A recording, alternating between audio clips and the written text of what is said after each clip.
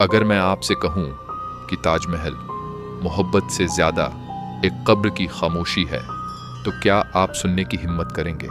यमुना के किनारे खड़ा ये संगमरमर का ढांचा दिन की रोशनी में चमकता है, लेकिन जैसे ही रात उतरती है ये इमारत नहीं रहता।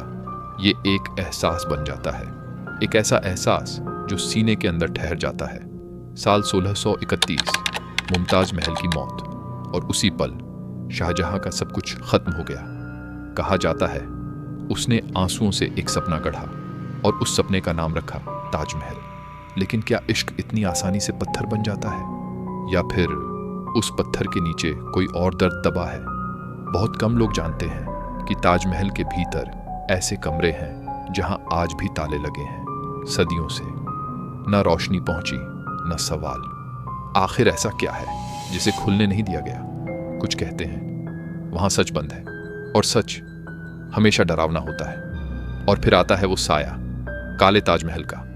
कहा जाता है शाहजहां यमुना के उस पार अपने लिए एक और ताज बनवाना चाहता था। सफेद के सामने काला, जिंदगी और मौत का आमना सामना।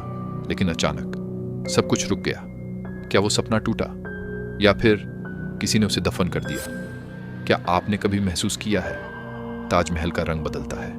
सुबह मासूम, शाम उदास, और रात में लगभग शोक में डूबा हुआ। कुछ कहते हैं ये आसमान का खेल है, लेकिन कुछ मानते हैं ये किसी की मौजूदगी है जो अब भी यहां से गई नहीं। और सबसे कड़वा सच, जिस महल को शाहजहां ने अपनी मोहब्बत की आखिरी सांस कहा, उसी महल को उसने अपनी जिंदगी के आखिरी साल एक कैदी की तरह देखा।